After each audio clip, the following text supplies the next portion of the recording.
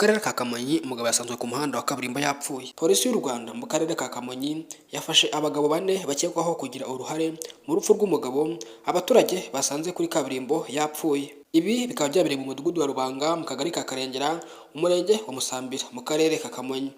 Umuvugizi wa polisi mu ntara y'Amajyepfo uyu akaba yitwa Hassan Kamanzi yaganiye n'ikinyamakuru Umuseke mu magambo yagitangarije yagize ati Norimana Jean d'Amour wari mu kigero cy'imyaka 39 y'amavuko yasanzwe yapfuye. Ibi bikorwa by'ubugizi bwa nabi bimaze gufata indi ntera hirya no hino mu gihugu ni nyuma y'uko polisi y'u Rwanda ndetse n'inzego z'umutekano zimaze igihe kinini gitahura ubwicanyi busanzwe bumaze kuba nka karande mu nce zitandukanye z'igihugu.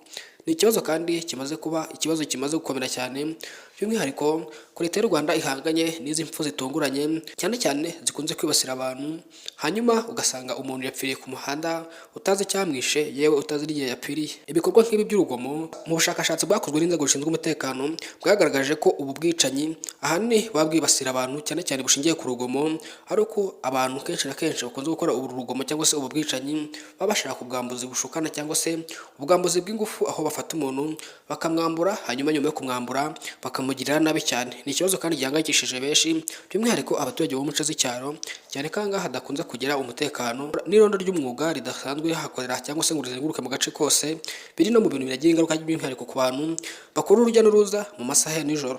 Hari uduce tumwe na tumwe badatinya no kuba bakwambura umuntu ku manywa y'ihangu, usibye ko ibyo bitari hirya no hino mu gihugu kuko ni ahantu hamwe na hamwe naho basa nk'ababigize akamenyero, cyane ko rimwe na rimwe usanga n'ubuyobozi bwaho bwarabiteye utwatsi ugasanga nabyo bibubwiye, ndetse bamwe na bamwe muri ayo mabandi bakagerageza no guhangana n'inzego z'umutekano. Magingo aya ikibazo cy'urugomo, ubugizi bwa nabi, ubwambuzi nibyo bimaze kwiganza mu gihugu cy'u Rwanda by'umwihariko ariko mu nce z'icyaro, ariko nanone bikaba mu masaha ya nijoro.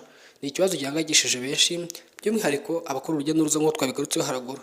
Gusa Leta y'u Rwanda irashishikariza abaturage ku ijisho rya bagenzi babo by'umwihariko bicungira umutekano, mu gihe by'umwihariko bagomba gutanga amakuru ku muntu udasanzwe babonye wenda mu gace kabo ndetse n'ibindi bitandukanye bishobora kubashyira mu kaga. Leta y'u Rwanda kandi ikomeza igira inama abaturage y'uko bagomba kwirinda kugenda mu masaha ya nijoro, ariko nanone bagakaza umutekano by'umwihariko amarero irondo ry'umwuga rihemberwa ku gihe ndetse rinakangurirwa gukora akazi karyo neza. Inshuti bakunzi bidasaba kubana natwe hano wisanze ni Taifa Rwanda. Nimba uri uwa mbere icyo tugusaba ni ukubana natwe igihe cyose.